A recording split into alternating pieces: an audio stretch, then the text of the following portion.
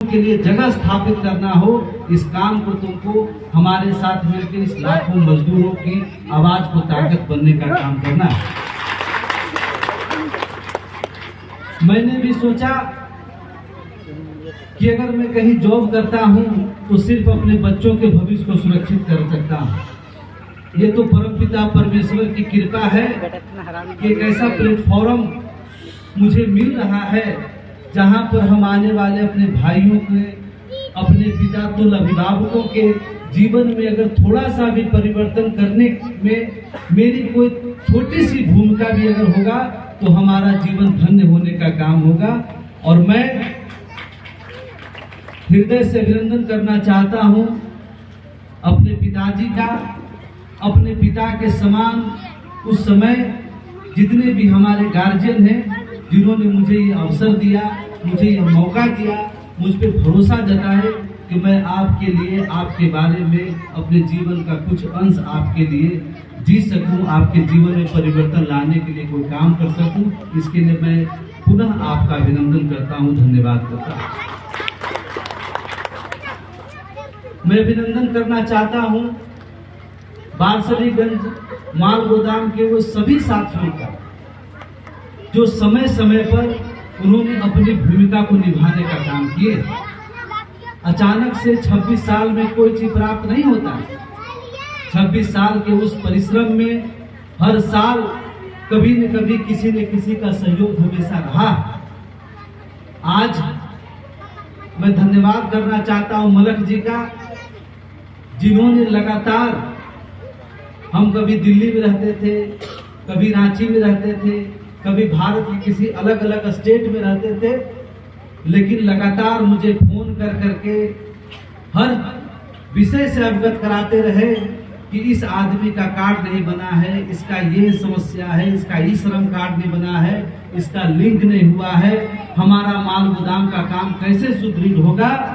भैया आप बोलिए तो हम तुरंत आ भी जाते हैं। बाढ़ बुलाइए, दिल्ली बुलाइए, जहां बुलाइए, मैं वहां तक पहुंच करके अपने भाइयों को, काम को मैं जल्द से संपन्न करना चाहता हूं, ताकि इस रफ्तार में जो संगठन चल रहा है, जो सरकार के साथ हक अधिकार मिलने वाला है, उसमें बारसलीगंज माल गोदाम का एक भी साथी हमारा भाई छूटना नहीं चाहिए। ऐसे जुझारू लोग, जिसका नेता जुझारू होता है, जो उसके जीवन के लिए जीता है, उसका जीवन में कभी अंधकार नहीं आ सकता है। इसलिए मैं इनका अभिनंदन करता हूं कि इन्होंने पुरजोर तरीके से लग कर करके यहाँ के एक एक माल गोदाम के मजदूरों का, उसका पूरी कागजी प्रक्रिया को संपन्न कराने का काम किया। उतना ही नहीं, जो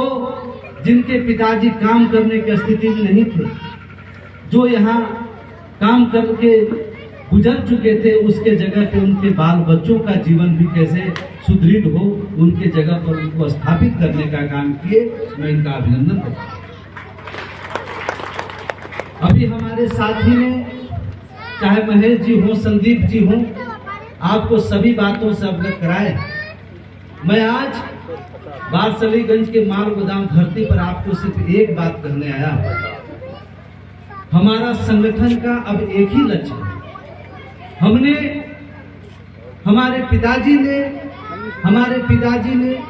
और हमारे बारसलीगंज के जो सरदार जी थे, इस तरह के सभी महान आत्माओं ने, जो देश के कोने कोने में पहुंच करके माल गोदाम के साथियों को जगा करके, संगठित करके इस संघ को महासंघ का रूप उन्होंने दिया, जो अपने खून पसीना की लड़ाई लड़ कर करके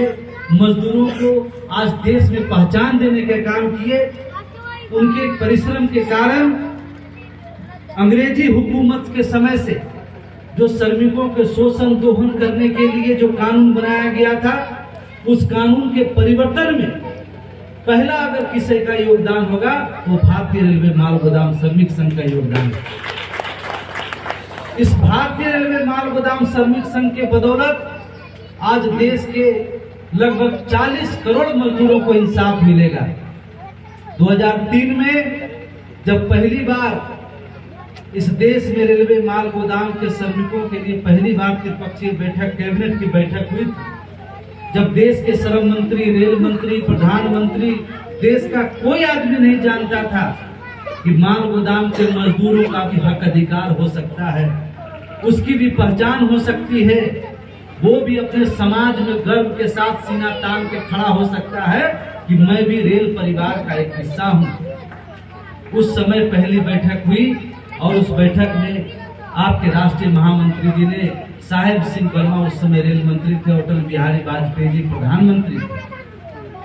उस समय उन्होंने कहा कि रेलवे की जो सबसे बड़ी आमदनी होती है वो माल गोदाम, माल भाड़े से हमारे मजदूर जो दिन रात काम करता है, जब सीमेंट की बोरी लोडिंग करता है तो सर आप पहचान नहीं पाइएगा कि आदमी है कि बनमानुस है। इस तरह का पूरे देश में काम करके रेलवे को 1 रुपया में 12 आना आमदनी दे करके रेलवे को जो सींचने का काम करता है, दुखद इस बात का है कि जहां पर मालगाड़ी चलती है